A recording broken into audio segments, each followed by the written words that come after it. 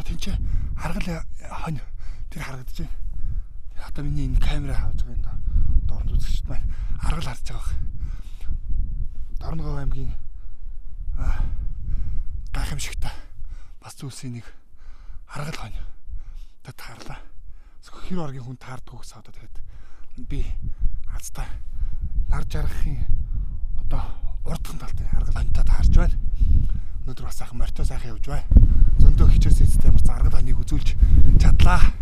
Син чад гэж байсан тэн дээр очсон. Тэгээд тэр аргалтаа гарсан. Тэр аргал бол би яг гараа явахтаа ингэж бодчихсон байхгүй. Нөгөө би чамд аргал харуулна гэсэн. Тэгээд аргалтаа энэ шид салхитай энэ шуургатаа тэгээ ингэж яваад энэ ч аргал харна гэсэн чинь аргалтаа таарсан хэлбэг өдөж юм тийм. Энд 1000 гаруй аргал. 1000 гаруй. 1000 гаруй аргал байна. Тэгээ жоохон газар шүү дээ. Энэ бодвол одоо нөгөө их газрын чулуу энэ тэргээд дунд маш сайхан байгаль үүсгэлэнд газар байдаг. Тэрний үргэлжлэл юм. Тэгээд энд бол байгалийн маш гоё үзэсгэлэнтэй газартай. Хамгийн одоо онцлог юм нь бол энд маш олон төрлийн ан амьд одоо хөхтөн амьд, шавж, орхой. За тэгээд бүх олон төрлийн ургам бол. Тэгэхээр энэ тэр чигээрээ тэр байгалийн одоо сафари парк зараа хүртэл 2 Оо янз бүрийн одоо Монгол сарсан бавахыг хүртэл манай одоо энэ Монгол улсын их сургууль за бусад гадаадын дээд сургуулиас ирдэг төвд нэг оюутнууд 100 ирж дадлага хийдэг. Тийм одоо кемп байгуулсан. Тэгээ энэ сайхан байгалийн үзэсгэлэнт газрыг бид нар хөгжүүлье. Тэгэхин тулд бид өнөөдөр бол ийм байгалийн үзэсгэлэнт газар хөгжүүлээд байхаар санхүүгийн хувьд бол манай Монгол улс яг одоогийн нөхцөлд хүнд байна шүү дээ. Тийм учраас бид нар энэ Америкийн дэлхийн хамгийн одоо том парктай амтны хүрээлэнтэй газар бол Денвер зөө гэж. Денверийн тэр амтны хүрээлэн маш том хүрээлэн. Жуусны бааз таасан. Тэр Денверийн одоо зөөгийнхэнтэй гэрээ хийгээд 7 жил Денвер зөөгийн хөрөнгөөр энэ их нартын тусгай хамгаалалттай газар нутагч юм уу 60 км урт 20 км өргөд ийм газар байгаа шүү дээ. Тэрнийг хамгаалтанд өгөө Денвер зөөгийнхэн тэн дээр ажиллаад хөрөнгөө гаргаад тэнд байгаа 1000 гаруй аргалд одоо чип одоо суулгаад тэгээ компьютер дээр хараа суулж гэн хаана давхиж гэн тэр аргал хурган гараад ирэнгүү чип суулгахын хургаан одоо нөгөө нохой бичиж байдаг байхгүй. Тэрээс хамгаалахын тулд моцикэлтэй одоо охруудын нөгөө батат гэдэг моцикэлтэй хүн бас байж шít. Тэгээд энэ аргалаа сайхан судлаад хамгаалаад настай болохоор хэдийн хэмжээний болох нөгөө хэд бүтүүсэн яаж нэрвэн яаж бүгд судалсан. 1000 гаруй аргал бол ингэж чиптэй ингэж энэ байж. Дээрээс нь хөхтөн амьтан бүгдийг судлаад тэр байтугай одоо бүргэд тас шуу нүүдлийн юм байна гэдгийг энэ их нартын судалгааныхаа гаргасан шүү дээ. Америк хүртэл ирсэн. Харин тийм донжиг юм яриадсан нэг Монголын бүргэд Америкт очсон юм шиг. Америкийн бүргэд судлаач шүү дээ. Америкийн баруун ирэг дээр ингээ бүргэдэд урандаж байсан чинь нэг танихгүй бүргэд байсан гэж. За. Тэгээ яхаа нөгөө шувууга барьдаг аргагүй шүү дээ. Тоглоод барьдаг онгод хөлтөн тэр бүх бүргэд амтантаа бол чип суулгаж амжаагүй байсан юм л дээ. Тэгээд хөлтөн нөгөө бууч хийсэн байсан. Тэгээд их нарт Монгол юм бичсэн.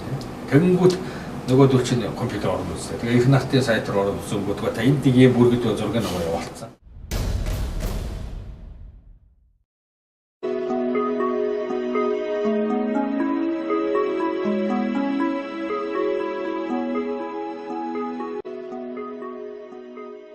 Манай бүргэд яагаад тэнд очив? Нүдэг байх. Тэгээд их сони юм аа гэдэг дараа нь бол дараа жил бүргэдийнхаа нөгөө аюуд бол дэгдэх юм том болгоод чипс бол. Тэгэнгүүт ингээд нисээ алаас хөндлөөсөн байна. Тэгэхээр бүргэд гэдэг шүү. Нэг удаа тийм байнга нисдэг юм байна. Нэг удаа бол ингээд нүүдэл хийж ирээл тэгээд амьдэрт юм байна гэдэг байна. Тэгэхээр энэ бол дэлхийн одоо маш том ихтэй сургуулиудын яг байгаль дээр нь байж байгаа судалгаа шинжилгээний маш том парк болгож болж байгаа. Тийм бол тэндээс бол ирээд байгалаа дэлхийгээ судлана. Одоо дэлхий дээр ийм байгалаараа өнгөнөөрөө байж байгаа ийм одоо судалгаа шинжилгээ хийх талбар товор шүү. Надад тийг санагдчихсан. Тэр гадаадууд дэр нь яагаад тэр оюутнууд эдгээр яагаад их нартад тэгээд хонж өнжөөр хаж тэр яваад монголчууд маань энийгөө нэг ингээд тэгтэл чинь тэд нэр яг байгаль дээр гэдгийг л анзаарч. Жинхэнэ байгалийн одоо ийм одоо энэ чинь зүгээр парктайгаа шууд судалж байна.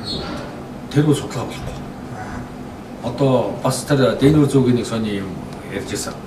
Денвер зөө гэж маш том юм парк байгаа. Тэр дотор бас л одоо шувуу амт бүх юм байна. Тэнд байгаа одоо шувуу өөр гадаад орнуудаас аваачаад ингээд тэнд тавьсан шувууд өндөрөхгүй байсан юм байна.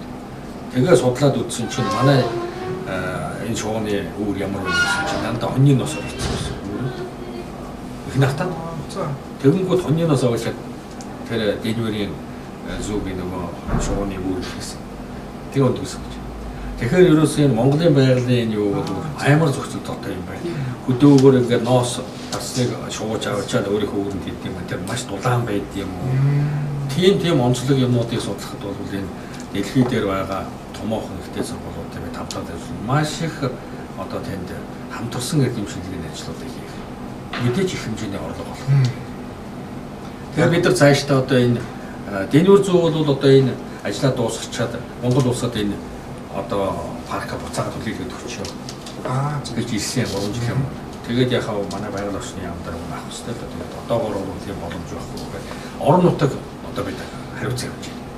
Жилийн 200 сая төгрөг гаргаж байна.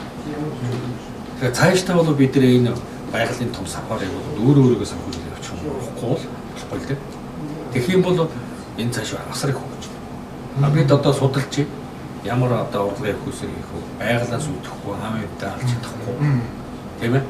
Нөгөө нэг оюунлаг юмараа илхийгээс татчих юм болох тийм юм. Судалж байна.